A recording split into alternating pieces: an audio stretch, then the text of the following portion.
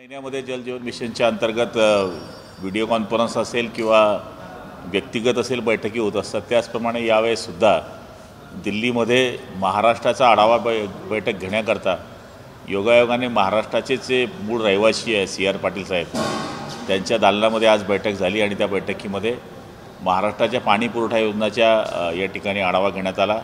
त्याच्यामध्ये किती योजना पूर्ण झाल्या आहे, किती योजना 25 ते 50च्या दरम्यान आहे, किती योजना 50 ते 75% आहे, किती योजना 75 ते 99% आहे, अशा सगळा आढावा त्यांनी घेतला। त्याचबरोबर स्वच्छ भारत अभियान आणि ODS प्लस म्हणजे हगणदारी मुक्त गाव याबद्दलचा सुद्धा आढावा त्यांनी घेतला आणि त्या आढावामध्ये आपण सगळी माहिती महाराष्ट्र राज्याची अधिकाऱ्यांच्या मार्फत किंवा स्वतः आपण देण्याचा प्रयत्न केलेला आहे। त्यांना आश्वासित केलेलं आहे की येणाऱ्या 2025 डिसेंबरपर्यंत महाराष्ट्रामध्ये जलजीवन मिशन असेल किंवा ODF प्लस असेल याच्यामध्ये महाराष्ट्र स्वयंपूर्ण असेल अशी खात्री आम्ही त्यांना या ठिकाणी दिलेली आहे। त्याचबरोबर जळगाव जिल्ह्याचा पालकमंत्री असल्यामुळे जळगाव जिल्ह्याचेही 2 प्रश्न या ठिकाणी आम्ही मांडलेले आहेत। त्याच्यामध्ये निम्न तापी प्रकल्प जो अर्ध्या जळगाव जिल्ह्याला ओलिताखाली आणू शकतो त्याचा बळीराजामध्ये समावेश करावा आणि तो समावेश करण्याचं सुद्धा आश्वासन त्यांनी मला दिलेलं आहे। आज पवारसाहेब यांनी पत्रकार परिषद घेतली, त्यांनी असं म्हटलं की 288 जागांपैकी 225 जागा ह्या महाविकास आघाडीच्या निवडून येतील विधानसभा निवडणूक। आपण पाहिलं असेल की आता लोकसभेच्या निवडणुकींचा जर अंदाज घेतला तर 133 जागेवर आम्ही पुढे आहोत आणि आता जर त्यांच्या 225 असतील तर मग आमचे किती येतील याचा अंदाज आपण लावावा।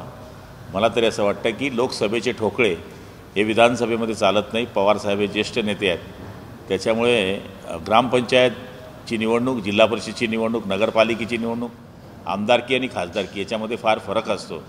त्यामुळे येणारं चित्र हे 2-3 महिन्यामध्ये स्पष्ट होणार आहे। विधान परिषदेची निवडणूक आहे, आज रिसॉर्ट पॉलिटिक्स सुरू झाले, आमदारांना रिसॉर्टमध्ये ठेवण्यात येते, काय घडेल काय वाटतं? आमचे निवडून येणार सगळे,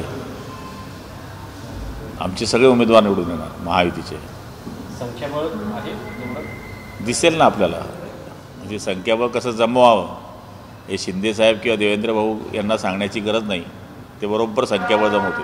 विधान परिषदेत खेळ होणार बिलकुल 100% होणार।